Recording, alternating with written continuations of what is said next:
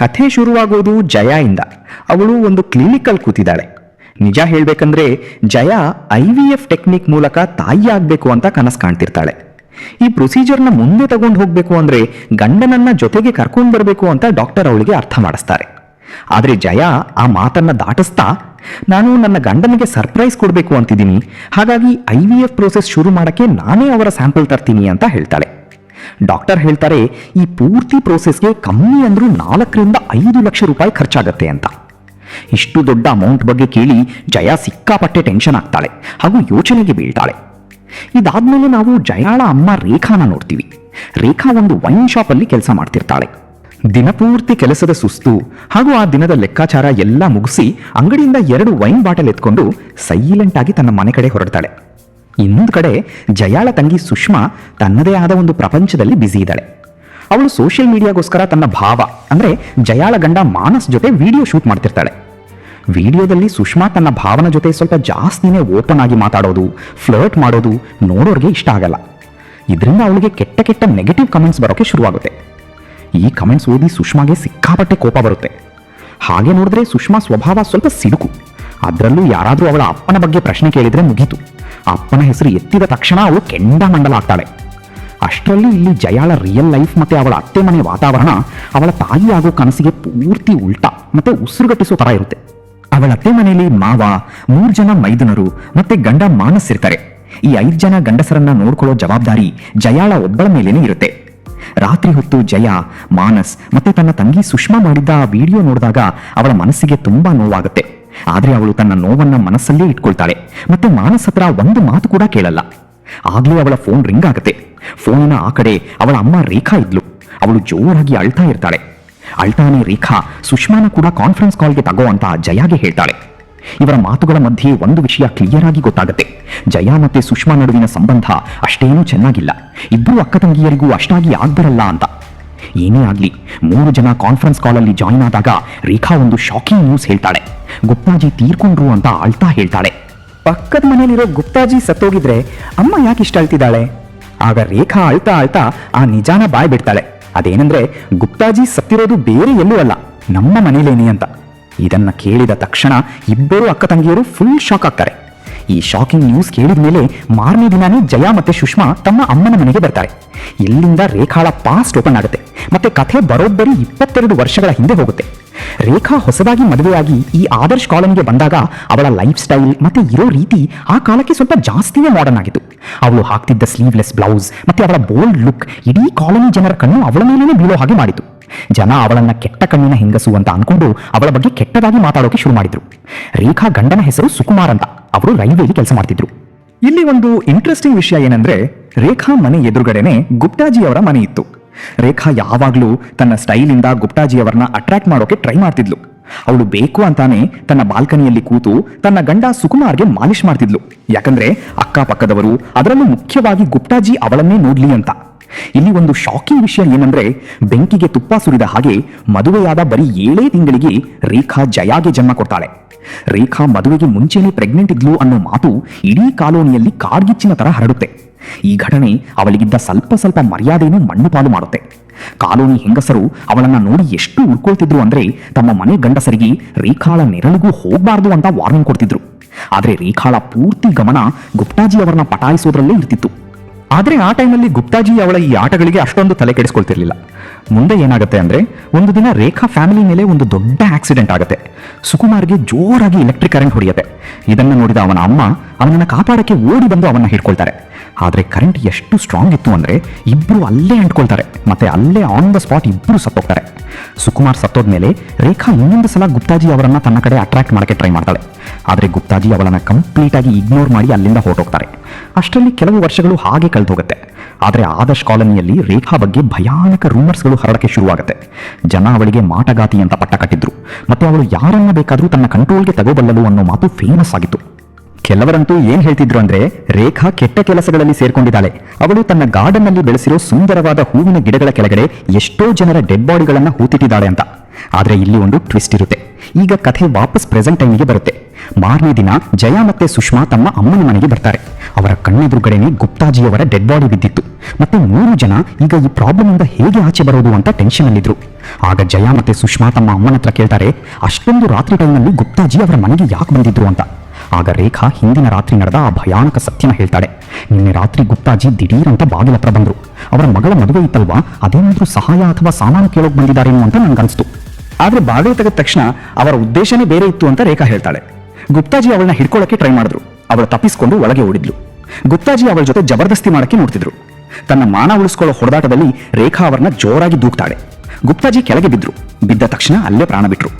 ಪೂರ್ತಿ ಕಥೆ ಕೇಳಿದ್ಮೇಲೆ ಜಯ ಸ್ವಲ್ಪ ಬುದ್ಧಿವಂತಿಕೆ ತೋರಿಸಿ ಹೇಳ್ತಾಳೆ, ರೇಖಾ ಇದನ್ನೆಲ್ಲ ತನ್ನನ್ನು ತಾನು ಕಾಪಾಡ್ಕೊಡಕ್ಕೆ ಮಾಡಿದ್ದಾದ್ರೆ ಅವಳಿಗೆ ಜೈಲು ಶಿಕ್ಷೆ ಆಗಲ್ಲ ಅಂತ. ಹಾಗಾಗಿ ಅವರು ಪೊಲೀಸ್ ಹತ್ರ ಹೋಗಿ ಎಲ್ಲ ನಿಜ ಹೇಳಬೇಕು ಅಂತಾಳೆ. ಆದ್ರೆ ರೇಖಾ ಇದಕ್ಕೆ ಸ್ಟ್ರಿಕ್ಟ್ ಆಗಿ ನೋ ಅಂತಾಳೆ. ಕಾಲೋನಿಯಲ್ಲಿ ಅವಳಿಗಿರೋ ಕೆಟ್ಟ ಹೆಸರಿಗೆ ಪೊಲೀಸರು ಅವಳ ಮಾತನ್ನ ಯಾವತ್ತೂ ನಂಬಲ್ಲ ಅನ್ನೋದು ಅವಳ ವಾದ ಆಗಿರುತ್ತೆ.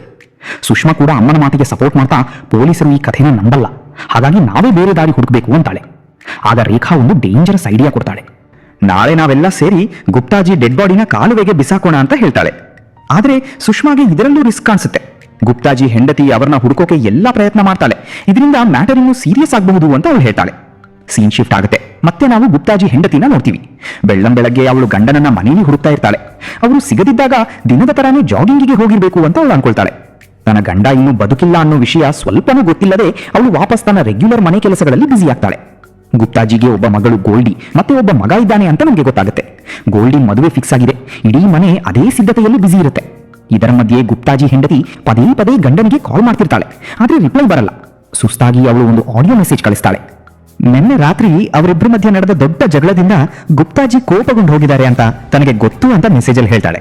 ಆದ್ರೆ ಅವಳು ವಾರ್ನಿಂಗ್ ಕೊಡ್ತಾ, ಎಲ್ಲಿದ್ರೂ ಬೇಗ ವಾಪಸ್ ಬನ್ನಿ, ಯಾಕಂದ್ರೆ ಇವತ್ತು ಮಗನ ಅತ್ತೆ ಮಾವ ಬರ್ತಿದ್ದಾರೆ ಮತ್ತೆ ಮದುವೆ ಶಾಸ್ತ್ರಗಳು ಶುರುವಾಗಿದೆ ಅಂತ ಹೇಳ್ತಾಳೆ.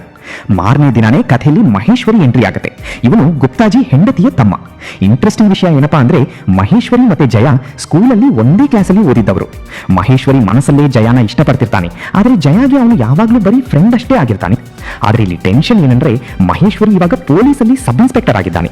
ಅವನನ್ನ ಪೊಲೀಸ್ ಯೂನಿಫಾರ್ಮ್ ಅಲ್ಲಿ ನೋಡಿದ ತಕ್ಷಣ ಜಯಾಳ ಹಾರ್ಟ್ ಬೀಟ್ ಫಾಸ್ಟ್ ಆಗುತ್ತೆ. ಎಲ್ಲಾದ್ರೂ ಮಹೇಶ್ವರಿಗೆ ಗುಪ್ತಾಜಿ ಮಿಸ್ಸಿಂಗ್ ಬಗ್ಗೆ ನಿಜ ಗೊತ್ತಾಗ್ಬಿಡುತ್ತಾ ಅನ್ನೋ ಭಯ ಅವಳನ್ನ ಕಾಡೋಕೆ ಶುರುವಾಗುತ್ತೆ. ಅದೇ ರಾತ್ರಿ ಗುಪ್ತಾ ಫ್ಯಾಮಿಲಿ ಮನೆಯಲ್ಲಿ ಜಾಗರಣೆ ಇಟ್ಕೊಂಡಿರ್ತಾರೆ. ಇಡೀ ಕಾಲೋನಿ ಜನ ಅದರಲ್ಲಿ ಬ್ಯುಸಿ ಇರ್ತಾರೆ. ಚಾನ್ಸ್ ಸಿಕ್ತು ಅಂತ ರೇಖಾ ಮನೆಯಲ್ಲಿ 3 ಜನ ಹೆಂಗಸರು ಡೆಡ್ ಬಾಡಿನ ಡಿಸ್ಪೋಸ್ ಮಾಡೋ ಪ್ಲಾನ್ ಮಾಡ್ತಿರ್ತಾರೆ. ಈ ಗ್ಯಾಪ್ ಅಲ್ಲಿ ಗುಪ್ತಾಜಿ ಹೆಂಡತಿ ಕಂಟಿನ್ಯೂಸ್ ಆಗಿ ಅವರ ಫೋನ್ಗೆ ಮೆಸೇಜ್ ಮತ್ತೆ ಕಾಲ್ ಮಾಡ್ತಾನೆ ಇರ್ತಾಳೆ. ಫೋನ್ ಸುಷ್ಮಾ ಮತ್ತೆ ಜಯ ಹತ್ರ ಇದ್ದಿದ್ರಿಂದ ಅವರೆಲ್ಲ ಮೆಸೇಜ್ ಓದ್ತಿರ್ತಾರೆ. ಇನ್ನೊಂದ್ ಕಡೆ ಗುಪ್ತಾಜಿ ಹೆಂಡತಿಗೆ ತನ್ನ ಮೆಸೇಜ್ಗಳಿಗೆ ಸೀನ್ ಟಿಕ್ ಕಂಡಾಗ ಅವಳ ಕೋಪ ನೆತ್ತಿಗೆ ಇರುತ್ತೆ. ಗುಪ್ತಾಜಿ ಬೇಕು ಅಂತಾನೆ ಮೆಸೇಜ್ ಓದಿ ತನ್ನನ್ನು ಇಗ್ನೋರ್ ಮಾಡ್ತಿದ್ದಾರೆ ಅಂತ ಅವಳಿಗೆ ಅನ್ಸುತ್ತೆ. ರಾತ್ರಿ ಕತ್ತಲಲ್ಲಿ ರೇಖಾ, ಜಯ ಮತ್ತೆ ಸುಷ್ಮಾ ಸೇರಿ ಗುಪ್ತಾಜಿ ಬಾಡಿನ ಡಿಸ್ಪೋಸ್ ಮಾಡೋಕೆ ಪ್ಯಾಕ್ ಮಾಡ್ತಿರ್ಬೇಕಾದ್ರೆ ಮುಂದೆ ಏನಾಗುತ್ತೆ ಅಂದ್ರೆ, ಅವರೆಲ್ಲರೂ ಬೆಚ್ಚಿ ಬೀಳೋ ತರಹದ ಒಂದು ಘಟನೆಯಾಗುತ್ತೆ. ದಿಢೀರಂತ ಗುಪ್ತಾಜಿ ಜೋರಾಗಿ ಸೀತಾರೆ. ಇದನ್ನ ನೋಡಿ 3 ಹಾರ್ಟ್ ಅಟ್ಯಾಕ್ ಆದಂಗಾಗುತ್ತೆ. ಸತ್ತೋಗಿದ್ದಾರೆ ಅಂತ ಯಾರನ್ನ ಅನ್ಕೊಂಡಿದ್ರೋ ಆ ಗುಪ್ತಾಜಿ ರಿಯಲ್ ಆಗಿ ಬದುಕಿದ್ದಾರೆ ಅಂತ ಅವರಿಗೆ ಅರ್ಥ ಆಗುತ್ತೆ. ಈಗ ಅವರ ಟೆನ್ಷನ್ ಮತ್ತು ಭಯ ಮೊದಲಿಗಿಂತ 100 ಪಟ್ಟು ಜಾಸ್ತಿ ಆಗುತ್ತೆ. ಈ ಗಡಿಬಿಡಿಯಲ್ಲಿ ಸುಷ್ಮಾ ಗುಪ್ತಾಜಿಯ ಫೋನ್ ಚೆಕ್ ಮಾಡ್ತಾಳೆ. ಆಗ ಒಂದು ಶಾಕಿಂಗ್ ವಿಷಯ ಹೊರಬರುತ್ತೆ. ಫೋನ್ ಮೆಸೇಜ್ಗಳಿಂದ ಗೊತ್ತಾಗುತ್ತೆ, ಗುಪ್ತಾಜಿ ತಾವಾಗಿಯೇ ರೇಖಾ ಮನೆಗೆ ಬಂದಿದ್ದಲ್ಲ, ರೇಖಾನೇ ಮೆಸೇಜ್ ಮಾಡಿ ರಾತ್ರಿ ಮನೆಗೆ ಕರೆಸಿದ್ಲು ಅಂತ. ಇದನ್ನ ನೋಡಿದ ತಕ್ಷಣ ಜಯಾಗೆ ಸಿಕ್ಕಾಪಟ್ಟೆ ಕೋಪ ಬರುತ್ತೆ. ರಾತ್ರಿ ಕತ್ತಲಲ್ಲಿ ಗುಪ್ತಾಜಿನ ಮನೆಗೆ ಯಾಕೆ ಕರೆಸಿದ್ದೆ ಅಂತ ಅಮ್ಮನ್ನ ನಿಲ್ಲಿಸಿ ಕೇಳ್ತಾಳೆ. ಇದಕ್ಕೆ ರೇಖಾ ಒಂದು ಸಿಲ್ಲಿ ರೀಸನ್ ಕೊಡ್ತಾಳೆ. ನನಗೆ ತುಂಬಾ ಬೋರ್ ಆಗ್ತಿತ್ತು, ಅದಕ್ಕೆ ಇಸ್ಪೀಟ್ ಆಡಕ್ಕೆ ಗುಪ್ತಾನ ಕರೆಸಿದ್ದೆ ಅಂತ ಹೇಳ್ತಾಳೆ. ಅಫ್ಕೋರ್ಸ್ ಜಯಾಗೆ ಅವಳ ಈ ಕಟುಕಥೆ ಮೇಲೆ ಸ್ವಲ್ಪನೂ ನಂಬಿಕೆ ಬರಲ್ಲ. ಈ ಜಗಳ ಮತ್ತು ಡ್ರಾಮಾ ಮಧ್ಯೆ ಕಥೆಯಲ್ಲಿ ಇನ್ನೊಂದು ದೊಡ್ಡ ಸೀಕ್ರೆಟ್ ಓಪನ್ ಆಗುತ್ತೆ. ಅದೇನಂದ್ರೆ, ಸುಷ್ಮಾ ಸುಕುಮಾರ್ ಮಗಳಲ್ಲ ಅಂತ. ಸುಕುಮಾರ್ ಸತ್ತ ಎಷ್ಟೋ ವರ್ಷಗಳಾದ್ಮೇಲೆ ರೇಖಾ ಸುಷ್ಮಾಗೆ ಜನ್ಮ ಕೊಟ್ಟಿದ್ಲು. ಅಂದ್ರೆ ರೇಖಾ ಲೈಫಲ್ಲಿ ಸುಕುಮಾರ್ ಆದ್ಮೇಲೂ ಎಷ್ಟೋ ಡಾರ್ಕ್ ಸೀಕ್ರೆಟ್ಸ್ ಇವೆ ಅನ್ನೋದಕ್ಕೆ ಇದೇ ಸಾಕ್ಷಿಯಾಗಿತ್ತು. ಜಯ ಅಮ್ಮನ ಮೇಲೆ ಪ್ರೆಷರ್ ಹಾಕಿ ಗುಪ್ತಾಜಿನ ಯಾಕೆ ಕರೆಸಿದ್ದೆ ಅಂತ ಸ್ಟ್ರಿಕ್ಟ್ ಆಗಿ ಕೇಳಿದಾಗ ಕೊನೆಗೂ ರೇಖಾ ಬ್ರೇಕ್ ಡೌನ್ ಆಗಿ ರಿಯಲ್ ಟ್ರೂತ್ ನ ಬಾಯ್ಬಿಡ್ತಾಳೆ. ವೈನ್ ಶಾಪ್ ಗಲ್ಲಾಪೆಟ್ಟಿಗೆಯಿಂದ ಸುಮಾರು 4-5 ಲಕ್ಷ ರೂಪಾಯಿ ತಾನೇ ಹೊಡೆದಿದ್ದೀನಿ ಅಂತ ರೇಖಾ ಹೇಳ್ತಾಳೆ. ಇಲ್ಲಿ ಪ್ರಾಬ್ಲಮ್ ಏನಂದ್ರೆ, ಅದೇ ವೈನ್ ಶಾಪ್ ಓನರ್ಗೆ ಗುಪ್ತಾಜಿ ಅಕೌಂಟೆಂಟ್ ಆಗಿದ್ರು. ಮತ್ತೆ ರೇಖಾ ಮಾಡಿರೋ ಕಳ್ಳತನ ಅವರಿಗೆ ಗೊತ್ತಾಗಿತ್ತು. ಆದಷ್ಟು ಬೇಗ ಓನರ್ ಮುಂದೆ ನಿನ್ನ ಬಣ್ಣ ಬಯಲು ಮಾಡ್ತೀನಿ ಅಂತ ಗುಪ್ತಾಜಿ ಅವರಿಗೆ ವಾರ್ನಿಂಗ್ ಕೊಟ್ಟಿದ್ರು. 2 ದಿನದಲ್ಲಿ ಎಲ್ಲಿಂದನೂ ತನಗೆ ದುಡ್ಡು ಬರೋದಿತ್ತು ಅಂತ ರೇಖಾ ಮುಂದೆ ಹೇಳ್ತಾಳೆ. ಅವಳಿಗೆ ಬೇಕಾಗಿದ್ದದ್ದು ಇಷ್ಟೇ, ಗುಪ್ತಾಜಿ 2 ದಿನ ಬಾಯಿ ಮುಚ್ಕೊಂಡಿರ್ಬೇಕು. ಇದೇ ಡೀಲ್ ಮಾತಾಡೋಕೆ ಅಂತ ಅವಳು ಇಸ್ಪೀಟ್ ನೆಪದಲ್ಲಿ ಗುಪ್ತಾಜಿನ ಮನೆ ಕರೆಸಿದ್ಲು. ಆದ್ರೆ ಮನೆಗೆ ಬಂದ ತಕ್ಷಣ ಗುಪ್ತಾಜಿ ಬುದ್ಧಿ ಕೆಟ್ಟು ರೇಖಾ ಜೊತೆ ಜಬರ್ದಸ್ತಿ ಮಾಡೋಕೆ ಟ್ರೈ ಮಾಡಿದ್ರು. ತನ್ನ ಮಾನ ಉಳಿಸ್ಕೊಳ್ಳೋ ಹೊಡೆದಾಟದಲ್ಲಿ ರೇಖಾ ಅವರನ್ನ ಧೂಕ್ತಾಳೆ. ಅದರಿಂದ ಗುಪ್ತಾಜಿಗೆ ಈ ಗತಿ ಬಂದಿತ್ತು. ಏನಾದ್ರೂ ಮಾಡಿ ಗುಪ್ತಾಜಿನ ಮುಂದಿನ 2 ದಿನ ಇಲ್ಲೇ ಬಚ್ಚಿಡ್ಬೇಕು, ಇಲ್ಲಾಂದ್ರೆ ಅವರು ಹೊರಗೆ ಹೋದ್ರೆ ವೈನ್ ಶಾಪ್ ಓನರ್ಗೆ ಎಲ್ಲ ಗೊತ್ತಾಗಿ ತಾನು ಜೈಲಿಗೆ ಹೋಗ್ತೀನಿ ಅಂತ ರೇಖಾ ಜಯಾಗೆ ಅರ್ಥ ಮಾಡಿಸ್ತಾಳೆ. ಇದನ್ನೆಲ್ಲ ಕೇಳಿ ಜಯ ಕೋಪದಿಂದ ಕೆಂಡಾಡ್ತಾಳೆ. ಅವಳು ತನ್ನ ಅಮ್ಮನ ಈ ಕ್ರೈಮಲ್ಲಿ ಭಾಗಿಯಾಗೋಕೆ ಸ್ವಲ್ಪನೂ ಇಷ್ಟಪಡಲ್ಲ. ತಕ್ಷಣ ತನ್ನ ಬ್ಯಾಗ್ ಎತ್ಕೊಂಡು ಅಲ್ಲಿಂದ ಹೊರಡೋಕೆ ಶುರು ಮಾಡ್ತಾಳೆ. ಆದರೆ ಇಲ್ಲಿ ಒಂದು ಟ್ವಿಸ್ಟ್ ಇರುತ್ತೆ. ರೇಖಾ ತನ್ನ ದೊಡ್ಡ ಮಾಸ್ಟರ್ ಪ್ಲಾನ್ ಮಾಡ್ತಾಳೆ. ಜಯಾಳ ವೀಕ್ ಪಾಯಿಂಟ್ ಹಿಡಿದು ನಿನಗೂ 4-5 ಲಕ್ಷ ರೂಪಾಯಿ ಅವಶ್ಯಕತೆ ಇದೆ ಅಲ್ವಾ ಅಂತ ಕೇಳ್ತಾಳೆ. ತನ್ನತ್ರ ದುಡ್ಡು ಬಂದ ತಕ್ಷಣ ಜಯಾಳ ಪ್ರಾಬ್ಲಮ್ ಸಾಲ್ವ್ ಮಾಡ್ತೀನಿ ಅಂತ ರೇಖಾ ಆಸೆ ತೋರಿಸ್ತಾಳೆ. IVFಗೆ ದುಡ್ಡಿನ ಅವಶ್ಯಕತೆ ಇದ್ದಿದ್ರಿಂದ ಜಯಾಳ ಮನಸ್ಸು ಕರಗತ್ತೆ. ಹಾಗಾಗಿ ಅವಳು ಅಲ್ಲೇ ಇರೋಕೆ ಒಪ್ಕೊಳ್ತಾಳೆ. ಇಲ್ಲಿ ರಿಸ್ಕ್ ಏನಪ್ಪಾ ಅಂದ್ರೆ ಗುಪ್ತಾಜಿ ಇವಾಗ ಬದುಕಿದ್ರು.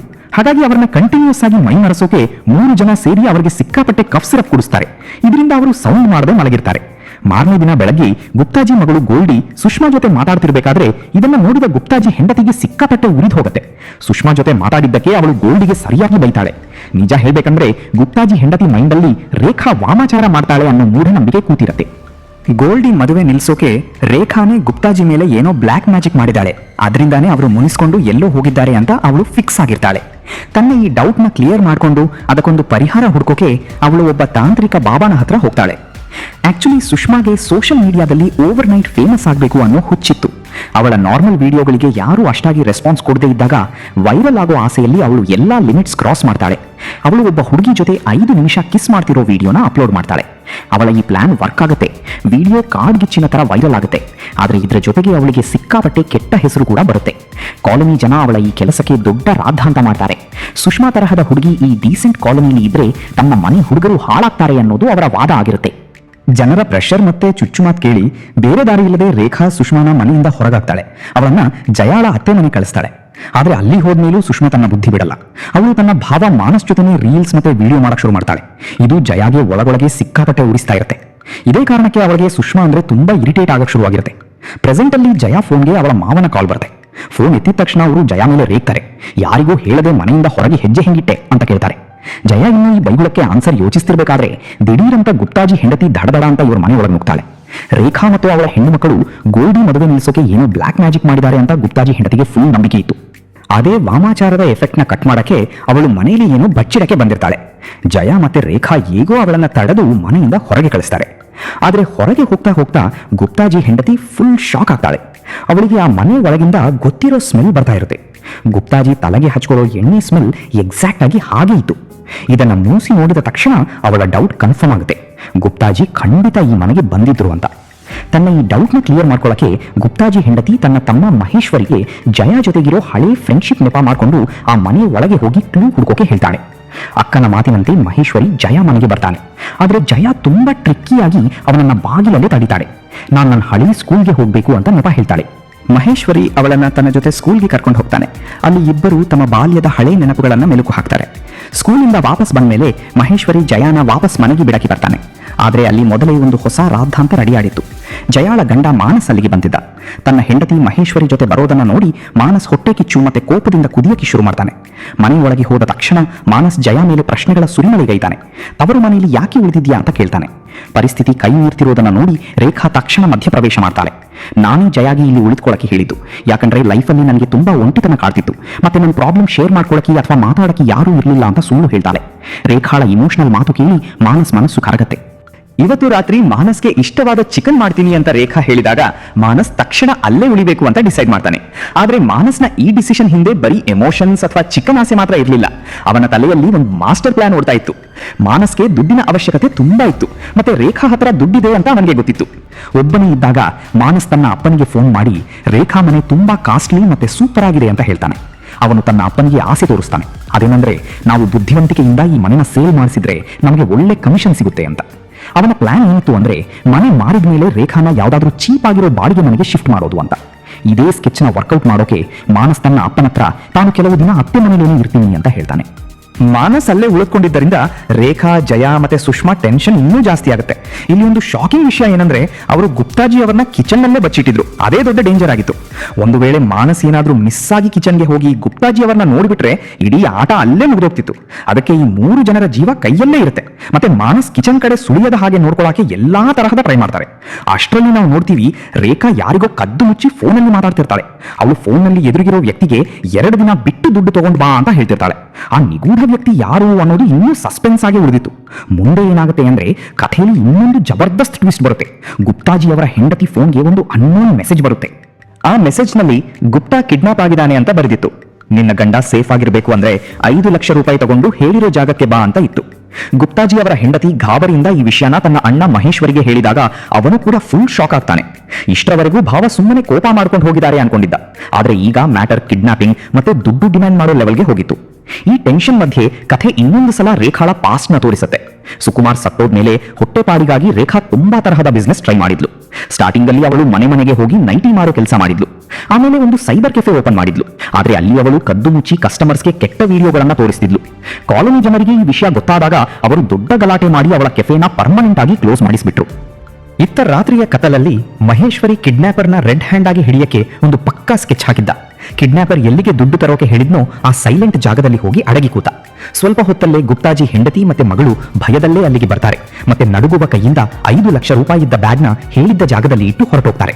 ಆದ್ರೆ ಇಲ್ಲಿ ಒಂದು ಟ್ವಿಸ್ಟ್ ಇರುತ್ತೆ. ಇನ್ನೊಂದು ಕಡೆ ಮನೆಯಲ್ಲಿ ಬೇರೆನೇ ಸಸ್ಪೆನ್ಸ್ ನಡೀತಾ ಇತ್ತು. ರಾತ್ರಿ ಕತ್ತಲಲ್ಲಿ ರೇಖಾ ಸೈಲೆಂಟ್ ಆಗಿ ಯಾರಿಗೂ ಗೊತ್ತಾಗದ ಹಾಗೆ ಮನೆಯಿಂದ ಹೊರಗೆ ಬರ್ತಾಳೆ. ಆದ್ರೆ ಜಯ ಕಣ್ಣು ಅವಳ ಮೇಲೆ ಬೀಳುತ್ತೆ. ಡೌಟ್ ಬಂದು ಜಯ ಸೈಲೆಂಟ್ ಆಗಿ ತನ್ನ ಅಮ್ಮನನ್ನ ಫಾಲೋ ಮಾಡೋಕೆ ಶುರು ಮಾಡ್ತಾಳೆ. ಮನೆಯಲ್ಲಿ ಆಗ್ತಿರೋ ಈ ಮೂವ್ಮೆಂಟ್ನ ಸುಷ್ಮಾ ಕೂಡ ಅಬ್ಸರ್ವ್ ಮಾಡ್ತಾಳೆ. ಮತ್ತೆ ಅವಳು ಕೂಡ ಸೌಂಡ್ ಮಾಡದೆ ಜಯ ಮತ್ತೆ ತನ್ನ ಅಮ್ಮನ ಹಿಂದೆನೇ ಹೊರಡ್ತಾಳೆ. ರೇಖಾ ನಡ್ಕೊಂಡು ಹೋಗಿ ತಾನು ಕೆಲಸ ಮಾಡ್ತಿದ್ದ ಅದೇ ವೈನ್ ಶಾಪ್ ಹತ್ರ ತಲುಪುತ್ತಾಳೆ. ರೇಖಾಗೆ ಏನಾಗ್ತಿದೆ ಅಂತ ಅರ್ಥ ಆಗೋಕ ಮುಂಚೆನೆ ಜಯ ಮತ್ತೆ ಸುಷ್ಮಾ ಕೂಡ ಅಲ್ಲಿಗೆ ಬಂದು ಅವಳನ್ನ ಸುತ್ತುವರಿತಾರೆ. ಜಯ ಡೈರೆಕ್ಟ್ ಆಗಿ ಪ್ರಶ್ನೆ ಕೇಳ್ತಾಳೆ, ಮಧ್ಯರಾತ್ರಿಯಲ್ಲಿ ನೀನಿಲ್ಲಿ ಏನ್ ಮಾಡ್ತಿದ್ಯಾ ಅಂತ. ಅಷ್ಟರಲ್ಲಿ ಅಲ್ಲಿಗೆ ಒಬ್ಬ ಹೊಸ ವ್ಯಕ್ತಿಯ ಎಂಟ್ರಿ ಆಗುತ್ತೆ. ಇಲ್ಲಿ ಒಂದು ಶಾಕಿಂಗ್ ವಿಷಯ ಏನಂದ್ರೆ, ಈ ಮನುಷ್ಯ ರೇಖಾಳ ಲವರ್ ಆಗಿದ್ದ. ಮತ್ತೆ ಇವನೇ ಸುಷ್ಮಾಳ ರಿಯಲ್ ಅಪ್ಪ ಅನ್ನೋದು ಅತಿ ದೊಡ್ಡ ಸತ್ಯ ಆಗಿತ್ತು. ಸುಕುಮಾರ್ ಸತ್ತೋದ್ಮೇಲೆ ರೇಖಾಗೆ ಈ ಮನುಷ್ಯನ ಜೊತೆ ಅಫೇರ್ ಶುರುವಾಗಿತ್ತು. ಈ ವ್ಯಕ್ತಿ ರೇಖಾಗೆ ಏನ್ ಕತೆ ಕಟ್ಟಿದ್ದ ಅಂದ್ರೆ, ತಾನು ಒಬ್ಬ ಅಂಡರ್ ಕವರ್ ಏಜೆಂಟ್ ಮತ್ತೆ ಯಾವಾಗ್ಲೂ ಸೀಕ್ರೆಟ್ ಮಿಷನ್ಗಳಲ್ಲಿ ಇರ್ತೀನಿ ಅಂತ. ಈಗ ನನ್ನ ಮಿಷನ್ ಮುಗಿದಿದೆ, ಇನ್ಮುಂದೆ ನಾವಿಬ್ಬರು ಯಾವಾಗ್ಲೂ ಒಟ್ಟಿಗೆ ಇರ್ತೀವಿ ಮತ್ತೆ ನಮ್ಮ ಫ್ಯಾಮಿಲಿ ಕಂಪ್ಲೀಟ್ ಮಾಡ್ತೀವಿ ಅಂತ ಅವಳು ನಂಬೋ ಹಾಗೆ ಮಾಡಿದ್ದ. ಜಯ ತಲೆಯಲ್ಲಿ ಡೌಟ್ ಶುರುವಾಗುತ್ತೆ. ಅವಳು ತಕ್ಷಣ ಆ ಮನುಷ್ಯನ ಮೇಲೆ ಆರೋಪ ಮಾಡ್ತಾಳೆ, ಎಲ್ಲಾದ್ರೂ ಇವನೇ ಕಿಡ್ನಾಪರ್ ತರ ನಾಟಕ ಆಡಿ ಗುಪ್ತಾಜಿ ಹೆಂಡತಿ ಹತ್ರ ದುಡ್ಡು ಕೇಳಿದ್ದ ಅಂತ. ಇದನ್ನ ಕೇಳಿದ ತಕ್ಷಣ ಆ ಮನುಷ್ಯನಿಗೆ ಸಿಕ್ಕಾಪಟ್ಟೆ ಸಿಟ್ಟು ಬರುತ್ತೆ. ಜಯ ಪೊಲೀಸ್ ಕಂಪ್ಲೇಂಟ್ ಕೊಡ್ತೀನಿ ಅಂತ ಹೆದರಿಸಿದಾಗ ಆ ಮನುಷ್ಯ ವಿಚಿತ್ರವಾಗಿ ಮಾತಾಡಕ್ಕೆ ಶುರು ಮಾಡ್ತಾನೆ. ಅವನು ಹೇಳ್ತಾನೆ, ಜಯ ಯಾವತ್ತೂ ಜೈಲಿಗೆ ಹೋಗಿಲ್ಲ, ಹಾಗಾಗಿ ಅವಳಿಗೆ ಜೈಲಿನ ಭಯಾನಕ ರಿಯಾಲಿಟಿ ಏನು ಅಂತ ಗೊತ್ತಿಲ್ಲ ಅಂತ. ಜಯ ಅವನ ಮಾತಿನ ಅರ್ಥ ಏನು ಅಂತ ಯೋಚಿಸ್ತಾ ಇರ್ಬೇಕಾದ್ರೇನೆ ಆ ದೊಡ್ಡ ಸುಳ್ಳಿನ ಸತ್ಯ ಹೊರಗೆ ಬರುತ್ತೆ. ಆ ಮನುಷ್ಯ ಯಾವುದೇ ಅಂಡರ್ ಕವರ್ ಏಜೆಂಟ್ ಆಗಿರಲಿಲ್ಲ, ಬದಲಾಗಿ ಅವನು ಒಬ್ಬ ಡೇಂಜರಸ್ ವಾಂಟೆಡ್ ಕ್ರಿಮಿನಲ್ ಆಗಿದ್ದ. ಪೊಲೀಸ್ ಅವನನ್ನ ಎಲ್ಲಾ ಕಡೆ ಹುಡುಕ್ತಿದ್ರು. ಅವನು ರೇಖಾನನ್ನು ಪ್ರೀತಿ ಮಾಡ್ತಿರ್ಲಿಲ್ಲ. ಅವನು ಬರೀ ರೇಖಾನ ತನ್ನ ಬಲೆಯಲ್ಲಿ ಬೀಳಿಸಿಕೊಂಡು ಅವಳ ದುಡ್ಡು ಹೊಡೆದುಕೊಂಡು ಎಸ್ಕೇಪ್ ಆಗೋ ಪ್ಲಾನ್ ನಲ್ಲಿದ್ದ. ಈ ಶಾಕಿಂಗ್ ನಿಜ ಕೇಳಿ ರೇಖಾ ಕಾಲ ಕೆಳಗಿದ್ದ ಭೂಮಿನೇ ಕುಸಿದು ಹೋದ ಹಾಗೆ ಆಯ್ತು. ಯಾವ ಮನುಷ್ಯನ ಮೇಲೆ ಅವಳು ಕಣ್ಣು ಮುಚ್ಕೊಂಡು ನಂಬಿಕೆ ಇಟ್ಟಿದ್ಲೋ ಅವನೊಬ್ಬ ದೊಡ್ಡ ಮೋಸಗಾರ ಅಂತ ಗೊತ್ತಾಯ್ತು. ಮುಂದೆ ಏನಾಗುತ್ತೆ ಅಂದ್ರೆ, ಆ ಕ್ರಿಮಿನಲ್ ತನ್ನ ಅಸಲಿ ಬಣ್ಣ ತೋರಿಸಿದ ಮತ್ತೆ ರೇಖಾ ಹತ್ರ ಆ ದುಡ್ಡಿಗೆ ಡಿಮ್ಯಾಂಡ್ ಮಾಡಿದ. ರೇಖಾ ದುಡ್ಡು ಕೊಡಲ್ಲ ಅಂತ ಹೇಳಿದಾಗ ಆ ಕ್ರೂರ ಅಪ್ಪ ತನ್ನ ಸ್ವಂತ ಮಗಳು ಸುಷ್ಮಾ ಕುತ್ತಿಗೆ ಮೇಲೇನೆ ಚಾಕು ಇಟ್ಟ. ಇದನ್ನ ನೋಡಿದ ರೇಖಾ ತನ್ನ ಮಗಳ ಪ್ರಾಣ ಡೇಂಜರ್ನಲ್ಲಿರೋದು ಕಂಡು ಅಸಹಾಯಕಳಾಗ್ತಾಳೆ. ಮತ್ತೆ ತಾನು ಗಲ್ಲಾಪೆಟ್ಟಿಗೆಯಿಂದ ಕದ್ದಿದ್ದ ಎಲ್ಲಾ ದುಡ್ಡನ್ನ ಆ ಮನುಷ್ಯನ ಕೈಗೆ ಕೊಡ್ತಾಳೆ. ದುಡ್ಡು ಸಿಕ್ಕಿದ ತಕ್ಷಣ ಆ ಮೋಸಗಾರ ಅಲ್ಲಿಂದ ಎಸ್ಕೇಪ್ ಆಗ್ತಾನೆ. ರೇಖಾ ಮಂಡಿಯೂರಿ ಕೆಳಗೆ ಕೂತ್ಕೊಳ್ತಾಳೆ. ಅವಳ ಮನಸ್ಸು ಪೂರ್ತಿ ಒಡೆದು ಹೋಗಿತ್ತು. ಯಾವ ಮನುಷ್ಯನ ಜೊತೆ ಲೈಫ್ನ ಹೊಸದಾಗಿ ಮತ್ತೆ ಖುಷಿಯಾಗಿ ಶುರು ಮಾಡಬೇಕು ಅನ್ಕೊಂಡಿದ್ಲೋ ಅವನೇ ಅವಳಿಗೆ ಅರ್ಧ ದಾರಿಯಲ್ಲಿ ಮೋಸ ಮಾಡಿದ್ದ. ತನ್ನ ಅಮ್ಮ ಈ ತರಹ ಕುಸಿದು ಹೋಗಿದ್ದನ್ನ ನೋಡಿ ಜಯಾಗೆ ತಡೆದುಕೊಳ್ಳಕ್ಕಾಗಲ್ಲ.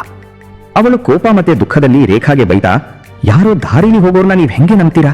ಅವನ ಮೇಲೆ ಇಷ್ಟು ಕುರುಡು ನಂಬಿಕೆ ಇಟ್ಟಿದ್ದೀರಾ ಅಂದ್ರೆ ಅವನ ಅಸಲಿಯತ್ತು ತಿಳಿಯದೆ ಅವನ ಜೊತೆ ಸುಷ್ಮಾಗೂ ಜನ್ಮ ಕೊಟ್ಬಿಟ್ರಿ ಅಂತ ಹೇಳ್ತಾಳೆ. ಜಯಾಳ ಕಹಿಯಾದ ಮಾತುಗಳನ್ನ ಕೇಳಿ ಸುಷ್ಮಾಗೆ ವಿಪರೀತ ಕೋಪ ಬರುತ್ತೆ. ಅವಳು ಕೋಪದಿಂದ ನೇರವಾಗಿ ಗುಪ್ತಾಜಿನ ಕಟ್ಟಿ ಹಾಕಿದ್ದ ರೂಮ್ ಕಡೆ ಓಡ್ತಾಳೆ. ಏನೇ ಆಗ್ಲಿ ಗುಪ್ತಾಜಿನ ರಿಲೀಸ್ ಮಾಡ್ತೀನಿ ಅಂತ ಸುಷ್ಮಾ ಡಿಸೈಡ್ ಮಾಡ್ತಾಳೆ. ಜಯ ಅವಳನ್ನ ತಡೆಯೋಕೆ ಹಿಂದೆ ಓಡ್ತಾಳೆ. ಈ ಕಿತ್ತಾಟದ ಮಧ್ಯೆ ಗುಪ್ತಾಜಿಗೆ ಎಚ್ಚರ ಆಗತ್ತೆ. ಎಚ್ಚರ ಆದ ತಕ್ಷಣ ಗುಪ್ತಾಜಿ ಕ್ರೂರಿ ತರ ಆಡಿ ಅವರಿಬ್ಬರ ಮೇಲೆ ಸಿಕ್ಕಾಪಟ್ಟೆ ಅಟ್ಯಾಕ್ ಮಾಡ್ತಾರೆ. ತನ್ನನ್ನ ಮತ್ತೆ ತನ್ನ ತಂಗಿನ ಕಾಪಾಡ್ಕೊಳ್ಳೋ ಫೈಟ್ನಲ್ಲಿ ಜಯ ಪಕ್ಕದಲ್ಲೇ ಇದ್ದ ಒಂದು ಭಾರವಾದ ತೆಂಗಿನಕಾಯಿ ಎತ್ತಿ ಫುಲ್ ಫೋರ್ಸ್ ಇಂದ ಗುಪ್ತಾಜಿ ತಲೆಗೆ ಹೊಡಿತಾಳೆ. ಆ ಏಟಿಗೆ ಗುಪ್ತಾಜಿ ಧಡಾರ್ ಅಂತ ಕೆಳಗೆ ಬೀಳ್ತಾರೆ ಮತ್ತೆ ಇನ್ನೊಂದ್ಸಲ ಪ್ರಜ್ಞೆ ತಪ್ಪಿಸ್ಕೊಳ್ತಾರೆ. ಆದ್ರೆ ಈ ಗಲಾಟೆ ಮತ್ತೆ ಹೊಡೆದಾಟದ ಸೌಂಡು ಹೊರಗೆ ನಿಂತಿದ್ದ ಮಾನಸ್ ಕಿವಿಗೆ ಬೀಳುತ್ತೆ. ಅವನಿಗೆ ಒಬ್ಬ ಗಂಡಸಿನ ಧ್ವನಿ ಕ್ಲಿಯರ್ ಆಗಿ ಕೇಳಿಸುತ್ತೆ. ಅವನು ಹೊರಗಡೆಯಿಂದ ಜಯಾಗೆ ಕೂಗ್ತಾನೆ ಮತ್ತೆ ಅವಳ ಮೇಲೆ ಒಂದು ಚೀಪಾದ ಎಲಿಗೇಷನ್ ಹಾಕ್ತಾ, ನನಗೆ ಒಳಗಡೆಯಿಂದ ಯಾವುದೋ ಗಂಡಸಿನ ವಾಯ್ಸ್ ಕೇಳ್ತಿದೆ, ಪಕ್ಕ ನೀನು ಒಳಗೆ ಯಾವುದೋ ಬೇರೆ ಗಂಡಸಿನ ಜೊತೆ ಮಜಾ ಮಾಡ್ತಿದ್ಯಾ ಅಂತ ಹೇಳ್ತಾನೆ. ಸ್ವಂತ ಗಂಡನ ಬಾಯಿಂದ ತನ್ನ ಕ್ಯಾರೆಕ್ಟರ್ ಮೇಲೆ ಇಂಥ ಅಪವಾದ ಕೇಳಿ ಜಯ ಒಳಗೆ ವರ್ಷಗಳಿಂದ ಕುದಿತಿದ್ದ ಜ್ವಾಲಾಮುಖಿ ಕೊನೆಗೂ ಬ್ಲಾಸ್ಟ್ ಆಗುತ್ತೆ. ಅವಳು ಹೊರಗೆ ಬಂದು ಮಾನಸ್ಗೆ ತಕ್ಷಣ ಅಲ್ಲಿಂದ ಗೆಟೌಟ್ ಆಗ್ತೀಯಾ ಅಂತ ಹೇಳ್ತಾಳೆ. ಮಾನಸ್ ಅವಳ ಈ ಕೋಪ ನೋಡಿ ಶಾಕ್ ಆಗ್ತಾನೆ. ಆದರೂ ತನ್ನ ಗಂಡಸ್ತನದ ಅಹಂಕಾರದಲ್ಲಿ ಇನ್ನು ಮುಂದೆ ಜಯಾನ ಯಾವತ್ತೂ ತನ್ನ ಮನೆಗೆ ವಾಪಸ್ ಕರ್ಕೊಂಡು ಹೋಗಲ್ಲ ಅಂತ ವಾರ್ನಿಂಗ್ ಕೊಡ್ತಾನೆ. ಇದಕ್ಕೆ ಜಯ ಮಾನಸ್ ದಂಗಾಗುವ ಹಾಗೆ ತಿರುಗೇಟು ಕೊಡ್ತಾಳೆ. ನನಗೂ ನಿನ್ನ ಜೊತೆ ವಾಪಸ್ ಬರಕ್ಕೆ ಇಷ್ಟ ಇಲ್ಲ, ನೀನು ನಂಬರ್ 1 ಚೀಪ್ ಮತ್ತೆ ಕೀಳು ಮಟ್ಟದ ಮನುಷ್ಯ ಅಂತ ಹೇಳ್ತಾಳೆ. ಜಯ ಇವತ್ತು ನಿಲ್ಲಿಸೋ ಮೂಡಲ್ಲಿ ಇರಲಿಲ್ಲ. ಅವಳು ಮಾನಸ್ ಬಣ್ಣನೆಲ್ಲ ಬಯಲು ಮಾಡ್ತಾಳೆ. ಅವಳು ಜೋರಾಗಿ ಕಿರಿಚ್ತಾ, ನಮಗೆ ಇವತ್ತಿನವರೆಗೂ ಮಗುವಾಗಿಲ್ಲ ಅಂದ್ರೆ ಅದಕ್ಕೆ ಕಾರಣ ನಾನಲ್ಲ, ನೀನು. ಪ್ರಾಬ್ಲಮ್ ಇರೋದು ನಿನ್ನಲ್ಲಿ. ನೀನು ಕುಡಿದು ಕುಡಿದು ನಿನ್ನ ಬಾಡಿ ಮತ್ತೆ ಹೆಲ್ತ್ ಪೂರ್ತಿ ಹಾಳು ಮಾಡ್ಕೊಂಡಿದೀಯ. ನೀನು ಎಂಥ ನಾಚಿಕೆಗೇಡು ಮನುಷ್ಯ ಅಂದ್ರೆ ಸ್ವಂತ ಹೆಂಡತಿ ಮುಂದೆನೇ ಅವಳ ತಂಗಿ ಮೇಲೆ ಕೆಟ್ಟ ದೃಷ್ಟಿ ಹಾಕ್ತೀಯ ಮತ್ತೆ ಫ್ಲರ್ಟ್ ಮಾಡ್ತೀಯ. ನೀನು ನನಗೆ ಯಾವತ್ತೂ ಹೆಂಡತಿಯ ಸ್ಥಾನ ಕೊಟ್ಟೇ ಇಲ್ಲ, ಬರೀ ಮನೆಯಲ್ಲಿ ಫ್ರೀಯಾಗಿ ಕೆಲಸ ಮಾಡೋ ಆಳಾಗಿ ಇಟ್ಕೊಂಡಿದ್ದೀಯಾ ಅಂತ ಹೇಳ್ತಾಳೆ. ಜಯ ಅಳುತ್ತಾನೆ ಇಷ್ಟು ವರ್ಷ ಮನಸ್ಸಲ್ಲಿ ಬಚ್ಚಿಟ್ಕೊಂಡಿದ್ದ ನಿಜಾನ ಕೂಡ ಬಾಯ್ಬಿಡ್ತಾಳೆ. ನಾನು ಮಾನಸ್ನ ಏನು ಲವ್ ಗಿವ್ ಮಾಡಿರ್ಲಿಲ್ಲ, ಸಮಾಜದ ಸುಳ್ಳು ಮರ್ಯಾದೆಗೋಸ್ಕರ ಈ ಕಾಂಪ್ರಮೈಸ್ ಮಾಡ್ಕೊಂಡೆ ಅಂತ ಹೇಳ್ತಾಳೆ. ನಿಜ ಏನಂದ್ರೆ ಮಾನಸ್ ಜಯಾಳ ಫ್ರೆಂಡ್ನ ನೋಡಕ್ ಬಂದಿದ್ದ, ಆದ್ರೆ ಜಯ ಮೇಲೆ ಅವನ ಕಣ್ಣು ಬಿತ್ತು. ಈ ವಿಷಯ ಹೊರಬಂದಾಗ ಸಮಾಜ ಪೂರ್ತಿ ತಪ್ಪು ಜಯಾಳ ಮೇಲೆ ಹಾಕ್ತು. ಅಮ್ಮಂತರ ತನಗೂ ಕೆಟ್ಟ ಹೆಸರು ಬರುತ್ತೆ ಅನ್ನೋ ಭಯಕ್ಕೆ ಜಯ ಈ ಸಂಬಂಧಕ್ಕೆ ಒಪ್ಕೊಂಡು ಮಾನಸ್ನ ಮದುವೆ ಆಗಿದ್ಲು. ಅವಳು ಬರೀ ಕೆಟ್ಟ ಹೆಸರಿನಿಂದ ತಪ್ಪಿಸ್ಕೊಳ್ಳೋಕೆ ಅವನ್ನ ಸಹಿಸ್ಕೊಳ್ತಿದ್ಲು. ಆದ್ರೆ ಇವತ್ತು ಜಯಾಗೆ ಅರ್ಥ ಆಗಿತ್ತು, ಈ ಉಸಿರುಗಟ್ಟಿಸೋ ರಿಲೇಶನ್ಶಿಪ್ ಅಲ್ಲಿ ಅವಳು ಯಾವತ್ತೂ ಖುಷಿಯಾಗಿರೋಕ್ಕಾಗಲ್ಲ ಅಂತ. ಅವಳು ಫುಲ್ ಕಾನ್ಫಿಡೆನ್ಸ್ ಇಂದ ಮಾನಸ್ನ ಮನೆಯಿಂದ ಆಚೆ ದೂಕಿ ಆದಷ್ಟು ಬೇಗ ಡೈವೋರ್ಸ್ ಪೇಪರ್ಸ್ ಕಳಿಸ್ತೀನಿ ಅಂತ ಅನೌನ್ಸ್ ಮಾಡ್ತಾಳೆ. ಇಷ್ಟು ಅವಮಾನ ಆದ್ಮೇಲೆ ಮಾನಸ್ ಸೈಲೆಂಟ್ ಆಗಿ ಅಲ್ಲಿಂದ ಎಸ್ಕೇಪ್ ಆಗ್ತಾನೆ. ಮಾನಸ್ ಹೋದ್ಮೇಲೆ ಸುಷ್ಮಾ ಅಳ್ತಾ ಜಯ ಹತ್ರ ಬರ್ತಾಳೆ. ಅವಳು ಜಯನ ತಬ್ಕೊಂಡು ನನಗೂ ಭಾವನೆಗೂ ಮಧ್ಯೆ ಯಾವುದೇ ತಪ್ಪು ಸಂಬಂಧ ಇರಲಿಲ್ಲ ಅಂತ ಎಕ್ಸ್ಪ್ಲೈನ್ ಮಾಡ್ತಾಳೆ. ತಾನು ಬರೀ ಸೋಷಿಯಲ್ ಮೀಡಿಯಾದಲ್ಲಿ ವೈರಲ್ ಆಗಬೇಕು ಮತ್ತೆ ವ್ಯೂಸ್ ಪಡಿಬೇಕು ಅನ್ನೋ ಹುಚ್ಚಿನಲ್ಲಿ ಬ್ಲೈಂಡ್ ಆಗಿದ್ದೆ, ಅದಕ್ಕೆ ಮಾನಸ್ ಜೊತೆ ಆ ತರಹದ ಚೀಪ್ ವಿಡಿಯೋ ಮಾಡ್ತಿದ್ದೆ ಅಂತ ಒಪ್ಕೊಳ್ತಾಳೆ. ಅವಳ ಮನಸ್ಸಲ್ಲಿ ಮಾನಸ್ ಬಗ್ಗೆ ಚೂರು ಕೂಡ ಫೀಲಿಂಗ್ಸ್ ಇಲ್ಲ ಅಂತ ಹೇಳ್ತಾಳೆ. ಮಾರನೇ ದಿನ ಬೆಳಿಗ್ಗೆ ರೇಖಾ ಎದ್ದಾಗ ಗುಪ್ತಾಜಿ ಮನೆಯಿಂದ ಎಸ್ಕೇಪ್ ಆಗಿರೋದು ಅವಳಿಗೆ ಗೊತ್ತಾಗುತ್ತೆ. ಆ ಕಡೆ ತನ್ನ ಮನೆಯಲ್ಲಿ ಗುಪ್ತಾಜಿ ಈ ಕೆಟ್ಟ ಪರಿಸ್ಥಿತಿಯಲ್ಲಿರೋದನ್ನ ನೋಡಿ ಅವರ ಹೆಂಡತಿ ಶಾಕ್ ಆಗ್ತಾಳೆ. ಗುಪ್ತಾಜಿ ದೊಡ್ಡ ಡಿಪ್ರೆಷನ್ ಅಲ್ಲಿ ಇದ್ದಾರೆ ಅನ್ನೋ ತರಹ ಕಾಣ್ತಿರ್ತಾರೆ. ಆಗ ಅವರ ಮಗನ ಗಮನ ಗುಪ್ತಾಜಿ ಬಾಯಿ ಕಟ್ಟಿದ್ದ ಬಟ್ಟೆ ಮೇಲೆ ಹೋಗುತ್ತೆ. ಅದು ಬೇರೆ ಏನೂ ಅಲ್ಲ, ರೇಖಾಳ ಬ್ಲೌಸ್ ಆಗಿತ್ತು. ಇದನ್ನ ನೋಡಿದ ತಕ್ಷಣ ಗುಪ್ತಾಜಿ ಹೆಂಡತಿಯ ಡೌಟ್ ಕನ್ಫರ್ಮ್ ಆಗುತ್ತೆ, ರೇಖಾನೇ ತನ್ನ ಗಂಡನನ್ನ ಕಿಡ್ನಾಪ್ ಮಾಡಿದ್ದು ಅಂತ. ಇಲ್ಲಿ ರೇಖಾ, ಜಯ ಮತ್ತೆ ಸುಷ್ಮಾ ಭಯದಲ್ಲಿ ತಮ್ಮ ಸಾಮಾನು ಪ್ಯಾಕ್ ಮಾಡ್ತಿರ್ತಾರೆ. ಗುಪ್ತಾಜಿ ವೈನ್ ಶಾಪ್ ಓನರ್ಗೆ ದುಡ್ಡಿನ ಮ್ಯಾಟರ್ ಹೇಳಿದ ತಕ್ಷಣ ಪೊಲೀಸ್ ಯಾವ ಟೈಮಲ್ಲಾದ್ರೂ ಬಂದು ಅರೆಸ್ಟ್ ಮಾಡಬಹುದು ಅಂತ ಅವ್ರಿಗೆ ಗೊತ್ತಿತ್ತು. ಓಡ್ ಹೋಗೋ ಈ ಗಡಿಬಿಡಿಯಲ್ಲಿ ರೇಖಾ ಫೋನ್ ರಿಂಗ್ ಆಗುತ್ತೆ. ಆ ಕಡೆ ಗುಪ್ತಾಜಿ ಇದ್ರು. ಅವರು ಒಂದು ಚೀಪ್ ಪ್ಲಾನ್ ಮಾಡಿ ರೇಖಾನ ಬ್ಲಾಕ್ ಮೇಲ್ ಮಾಡ್ತಾರೆ. ನೀನು ವೈನ್ ಶಾಪ್ ಓನರ್ ಮತ್ತೆ ಪೊಲೀಸಿಂದ ಬಚಾವಾಗಬೇಕು ಅಂದ್ರೆ ಸೈಲೆಂಟ್ ಆಗಿ ನಿನ್ನ ಮನೆನ ನನ್ನ ಹೆಸರಿಗೆ ಬರ್ಕೊಡು ಅಂತ ಹೇಳ್ತಾರೆ. ಇನ್ನು ಒಂದು ಶಾಕಿಂಗ್ ವಿಷಯ ಏನಂದ್ರೆ ಕಥೆಯ ಅತಿ ದೊಡ್ಡ ಮತ್ತೆ ಹೊಲಸು ನಿಜ ಹೊರಬೀಳುತ್ತೆ. ಆಕ್ಚುಲಿ ಗುಪ್ತಾಜಿ ಕಣ್ಣು ಎಷ್ಟೋ ವರ್ಷಗಳಿಂದ ರೇಖಾಳ ಈ ದೊಡ್ಡ ಮನೆ ಮೇಲಿತ್ತು. ಕಾಲೋನಿಲಿ ರೇಖಾ ಬಗ್ಗೆ ಇದ್ದ ಎಲ್ಲಾ ರೂಮರ್ಸ್ ಕೂಡ ಗುಪ್ತಾಜಿ ಹಬ್ಬಿಸಿದ್ದೇ ಆಗಿತ್ತು. ರೇಖಾ ಹೊಟ್ಟೆಪಾಡಿಗೋಸ್ಕರ ಒಂದು ಸಣ್ಣ ಸೈಬರ್ ಕಫೆ ಓಪನ್ ಮಾಡಿದಾಗ ಅಲ್ಲಿ ಕೆಟ್ಟ ಕೆಲಸಗಳು ನಡೆಯುತ್ತೆ ಅಂತ ಸುಳ್ಳು ಸುದ್ದಿ ಹಬ್ಬಿಸಿದ್ದು ಇದೇ ಗುಪ್ತಾಜಿ. ಅದರಿಂದ ಜನ ಕಫೆ ಕ್ಲೋಸ್ ಮಾಡಿಸಿದ್ರು. ರೇಖಾ ಯಾವತ್ತೂ ಗುಪ್ತಾಜಿನ ಅಟ್ರಾಕ್ಟ್ ಮಾಡೋಕ್ ಟ್ರೈ ಮಾಡಿರಲಿಲ್ಲ. ಈ ಕಥೆಗಳೆಲ್ಲ ಗುಪ್ತಾಜಿ ಕ್ರಿಮಿನಲ್ ಮೈಂಡ್ ಇಂದ ಹುಟ್ಟಿದ್ದು. ಅವರ ಒಂದೇ ಟಾರ್ಗೆಟ್ ಏನಂದ್ರೆ ರೇಖಾಗೆ ಎಷ್ಟು ಕೆಟ್ಟ ಹೆಸರು ತಂದು ಅಸಹಾಯಕಳನ್ನಾಗಿ ಮಾಡಬೇಕು ಅಂದ್ರೆ ಅವಳು ಬೇಸತ್ತು ಈ ಮನೆ ಬಿಟ್ಟು ಹೋಗ್ಬೇಕು, ಮತ್ತೆ ಗುಪ್ತಾಜಿ ಅದನ್ನ ಕಬ್ಜಾ ಮಾಡಬೇಕು. ಈ ಕಹಿ ಸತ್ಯ ಗೊತ್ತಾಗಿ ರೇಖಾಗೆ ಟೆನ್ಷನ್ ಆಗುತ್ತೆ. ಆದ್ರೆ ಒಬ್ಬ ತಾಯಿ ಯಾವತ್ತೂ ಸೋಲೊಪ್ಕೊಳ್ಳಲ್ಲ. ಅವಳು ತನ್ನ ಹೆಣ್ಮಕ್ಳಿಗೆ ಹೇಳ್ತಾಳೆ, ನೀವಿಬ್ರು ಇಲ್ಲಿಂದ ಹೊರಟೋಗಿ, ನನಗೆ ಜೈಲಾದ್ರೂ ಪರವಾಗಿಲ್ಲ, ಆದ್ರೆ ನಾನು ಈ ಮನೇನ ದುರಾಸೆಯ ಗುಪ್ತಾಗೆ ಯಾವತ್ತೂ ಬಿಟ್ಕೊಡಲ್ಲ. ಇದು ನನ್ನ ಮತ್ತೆ ನನ್ನ ಮಕ್ಕಳ ಮನೆ ಅಂತ ಹೇಳ್ತಾಳೆ. ರೇಖಾಳ ಈ ಧೈರ್ಯ ನೋಡಿ ಜಯ ಮೈಂಡಲ್ಲಿ ಒಂದು ಸೂಪರ್ ಮಾಸ್ಟರ್ ಪ್ಲಾನ್ ಬರುತ್ತೆ. ಕೋಇನ್ಸಿಡೆನ್ಸ್ ಅಂದ್ರೆ ಅಂದು ಗುಪ್ತಾಜಿ ಫ್ಯಾಮಿಲಿ ಪೂರ್ತಿ ಒಂದು ಫಂಕ್ಷನ್ಗೆ ಅಂತ ಹೊರಗೆ ಹೋಗಿದ್ರು. ಚಾನ್ಸ್ ಸಿಕ್ತು ಅಂತ 3 ಜನ ರೆಡಿ ಆಗ್ತಾರೆ ಮತ್ತೆ ಗುಪ್ತಾಜಿನ ಮನೆಗೆ ಕರೀತಾರೆ. ಗುಪ್ತಾಜಿ ಚರದ ಲಾಭ ಪಡ್ಕೊಂಡು ಅವರ ಜೊತೆ ಫ್ಲರ್ಟ್ ಮಾಡ್ತಾರೆ. ಗುಪ್ತಾಜಿ ಡ್ಯಾನ್ಸ್ ಮಾಡೋಕೆ ಡಿಮ್ಯಾಂಡ್ ಮಾಡ್ತಾರೆ. ಆಗ 3 ಜನ ಡ್ಯಾನ್ಸ್ ಕೂಡ ಮಾಡ್ತಾರೆ ಮತ್ತೆ ಗುಪ್ತಾಜಿಗೆ ಮಸಾಜ್ ಕೂಡ ಮಾಡ್ತಾರೆ. ಆದ್ರೆ ಗುಪ್ತಾಜಿಗೆ ರೂಮಲ್ಲಿ ಒಂದು ಹಿಡನ್ ಕ್ಯಾಮೆರಾ ಇದೆ ಅನ್ನೋ ವಿಷಯ ಸ್ವಲ್ಪನೂ ಗೊತ್ತಿರಲಿಲ್ಲ. ಜಯ ತಕ್ಷಣ ಆ ವಿಡಿಯೋ ರೆಕಾರ್ಡ್ ಮಾಡಿ ಮಹೇಶ್ವರಿ ಮತ್ತೆ ಗುಪ್ತಾಜಿ ಹೆಂಡತಿಗೆ ಕಳಿಸ್ತಾಳೆ. ವಿಡಿಯೋ ನೋಡಿದ ತಕ್ಷಣ ಗುಪ್ತಾಜಿ ಹೆಂಡತಿ ಬೆಂಕಿ ತರ ಉಡ್ಕೊಂಡು ಅಲ್ಲಿಗೆ ಬರ್ತಾಳೆ. ತನ್ನ ಗಂಡನನ್ನ ಈ ಅಸಹ್ಯಕರ ಪರಿಸ್ಥಿತಿಯಲ್ಲಿ ನೋಡಿ ತನ್ನ ಗಂಡನೇನು ಪುಣ್ಯಾತ್ಮ ಅಲ್ಲ ಅನ್ನೋದು ಅವಳಿಗೆ ಅರ್ಥ ಆಗುತ್ತೆ. ಆಗ ರೇಖಾ ಆ ರಾತ್ರಿಯ ಪೂರ್ತಿ ನಿಜಾನ ಅವಳಿಗೆ ಹೇಳ್ತಾಳೆ. ಗುಪ್ತಾಜಿ ಹೆಂಗೆ ಜಬರ್ದಸ್ತಿ ಮಾಡೋಕೆ ಟ್ರೈ ಮಾಡಿದ್ರು ಮತ್ತೆ ತಪ್ಪಿಸ್ಕೊಳ್ಳೋಕೆ ಅವಳೇ ದುಗ್ಬೇಕಾಯ್ತು ಅಂತ. ಗುಪ್ತಾಜಿ ಏನಾದ್ರೂ ವೈನ್ ಶಾಪ್ ಓನರ್ಗೆ ಮ್ಯಾಟರ್ ಹೇಳಿದ್ರೆ ಈ ವಿಡಿಯೋ ವೈರಲ್ ಮಾಡ್ತೀವಿ ಅಂತ 3 ಹೆಂಗಸು ವಾರ್ನಿಂಗ್ ಕೊಡ್ತಾರೆ. ಆಗ ಗುಪ್ತಾಜಿ ಸ್ವಲ್ಪನೂ ನಾಚಿಕೆ ಇಲ್ಲದೆ ನಗ್ತಾ ಹೇಳ್ತಾನೆ, ಮಾಡು ವೈರಲ್, ನನ್ ಯಾರು ಏನೂ ಮಾಡಕ್ಕಾಗಲ್ಲ, ಸಮಾಜದಲ್ಲಿ ಏನಾದ್ರೂ ತಪ್ಪು ನಡೆದ್ರೆ ಕೆಟ್ಟ ಹೆಸರು ಬರೋದು ಯಾವಾಗ್ಲೂ ಹೆಂಗಸರಿಗೆ, ಗಂಡಸರ ಒಂದು ಕೂದಲು ಕೂಡ ಯಾರು ಕೀಳಕ್ಕಾಗಲ್ಲ ಅಂತಾನೆ. ಆದ್ರೆ ಈ ಸಲ ಗುಪ್ತಾಜಿ ಪ್ಲಾನ್ ವರ್ಕ್ ಆಗ್ಲಿಲ್ಲ. ಅವನ ಈ ಮಾತು ಕೇಳಿ ರೇಖಾ, ಜಯಾ ಮತ್ತೆ ಸುಷ್ಮಾ ಜೋರಾಗಿ ನಗೋಕೆ ಶುರು ಮಾಡ್ತಾರೆ. ಈ ಡಬಲ್ ಸ್ಟ್ಯಾಂಡರ್ಡ್ ಸಮಾಜ ತಮ್ಮ ಬಗ್ಗೆ ಏನ್ ಅನ್ಕೊಳ್ಳುತ್ತೆ ಅನ್ನೋದು ಅವರಿಗೀಗ ಸ್ವಲ್ಪನೂ ಮ್ಯಾಟರ್ ಆಗ್ತಿರ್ಲಿಲ್ಲ. ಗುಪ್ತಾಜಿ ಹೆಂಡತಿಗೂ ಇವಾಗ ಗಂಡನ ಅಸಲಿಯತ್ತು ಗೊತ್ತಾಗಿತ್ತು. ಆದ್ರೆ ಮಗಳ ಮದುವೆ ಮುರಿದು ಬೀಳುತ್ತೆ ಅನ್ನೋ ಭಯಕ್ಕೆ ಅವಳು ಸೈಲೆಂಟ್ ಆಗಿ ಗುಪ್ತಾಜಿನ ತನ್ನ ಜೊತೆ ಅಲ್ಲಿಂದ ಕರ್ಕೊಂಡು ಹೋಗ್ತಾಳೆ. ಕೊನೆಗೆ ಕಥೆ ಒಂದು ಮಜವಾದ ಮತ್ತೆ ಶಾಕಿಂಗ್ ಟ್ವಿಸ್ಟ್ ಜೊತೆ ಎಂದಾಗತ್ತೆ. ನಿಮ್ಗೆ ನೆನಪಿದೆಯಾ, ಕಿಡ್ನಾಪರ್ ತರ ನಾಟಕ ಮಾಡಿ 5 ಲಕ್ಷ ಯಾರು ತಗೊಂಡ್ರು ಅಂತ? ಅದು ಬೇರೆ ಯಾರು ಅಲ್ಲ, ಗುಪ್ತಾಜಿ ಅವರ ಸ್ವಂತ ಮಗಳು ಗೋಲ್ಡಿನಿ. ನಿಜ ಹೇಳ್ಬೇಕಂದ್ರೆ ಗೋಲ್ಡಿಗೆ ಈ ಮದುವೆ ಆಗೋಕೆ ಇಷ್ಟ ಇರಲಿಲ್ಲ. ಅವಳು ತನ್ನ ಕರಿಯರ್ ಮಾಡಬೇಕಿತ್ತು, ಮತ್ತೆ ಒಂದು ಕಾಂಟೆಸ್ಟ್ ನಲ್ಲಿ ಪಾರ್ಟಿಸಿಪೇಟ್ ಮಾಡಬೇಕಿತ್ತು. ಅದಕ್ಕೆ ಅವಳಿಗೆ 5 ಲಕ್ಷ ರೂಪಾಯಿ ತುಂಬಾ ಅರ್ಜೆಂಟ್ ಆಗಬೇಕಿತ್ತು. ಅಪ್ಪ ಮಿಸ್ಸಿಂಗ್ ಅಂತ ಗೊತ್ತಾದಾಗ ಅವಳು ಸಿಕ್ಕಿದ ಚಾನ್ಸ್ನ ಯೂಸ್ ಮಾಡ್ಕೊಂಡ್ಲು. ಕಿಡ್ನಾಪರ್ ತರ ಆಕ್ಟ್ ಮಾಡಿ ತನ್ನದೇ ಫ್ಯಾಮಿಲಿಯಿಂದ ದುಡ್ಡು ಕೀಳ್ತಾಳೆ, ಮತ್ತೆ ಅದೇ ದುಡ್ಡಲ್ಲಿ ಕಾಂಟೆಸ್ಟ್ಗೆ ಹೋಗಿ ಗೆದ್ದು ಬರ್ತಾಳೆ. ಈ ಸೂಪರ್ ಮತ್ತೆ ಮಜವಾದ ನಿಜ ಕೇಳಿ ರೇಖಾ, ಜಯಾ ಮತ್ತೆ ಸುಷ್ಮಾ ನಗು ನಿಲ್ಲೋದೇ ಇಲ್ಲ. ಇವಾಗ 3 ಜನ ಸಮಾಜದ ಬಗ್ಗೆ ತಲೆ ಕೆಡಿಸ್ಕೊಳ್ಳದೆ ಎಲ್ಲ ರೆಸ್ಟ್ರಿಕ್ಷನ್ಸ್ ಮತ್ತೆ ಭಯದಿಂದ ಫ್ರೀ ಆಗಿ ತಮ್ಮ ಲೈಫ್ನ ತಮ್ಮದೇ ರೂಲ್ಸ್ ಪ್ರಕಾರ ಬದುಕೋಕೆ ಶುರು ಮಾಡ್ತಾರೆ. ಫ್ರೆಂಡ್ಸ್, ನಿಜ ಹೇಳಿ, ಕಥೆ ನೋಡ್ಬೇಕಾದ್ರೆ ರಿಯಲ್ ಕಿಡ್ನಾಪರ್ ಗುಪ್ತಾಜಿ ಮಗಳು ಗೋಲ್ಡಿ ಇರ್ತಾಳೆ ಅಂತ ಯಾರಾದ್ರೂ ಗೆಸ್ ಮಾಡಿದ್ರಾ? ನಿಮಗೆ ಕಿಡ್ನಾಪರ್ ಯಾರು ಅಂತ ಅನಿಸ್ತಿತ್ತು? ಕಮೆಂಟ್ಸ್ ಅಲ್ಲಿ ನಿಮ್ಮ ಗೆಸ್ ಖಂಡಿತ ಹೇಳಿ. ಮತ್ತೆ ಇದೇ ತರಹದ ಸಿನಿಮಾಗಳ ಎಕ್ಸ್ಪ್ಲನೇಷನ್ ನೋಡ್ತಾ ಇರೋಕೆ ನಮ್ಮ ಚಾನೆಲ್ ಕನ್ನಡ ಮೂವಿ ರೀಕ್ಯಾಪ್ ಹಬ್ನ ಖಂಡಿತ ಸಬ್ಸ್ಕ್ರೈಬ್ ಮಾಡಿ.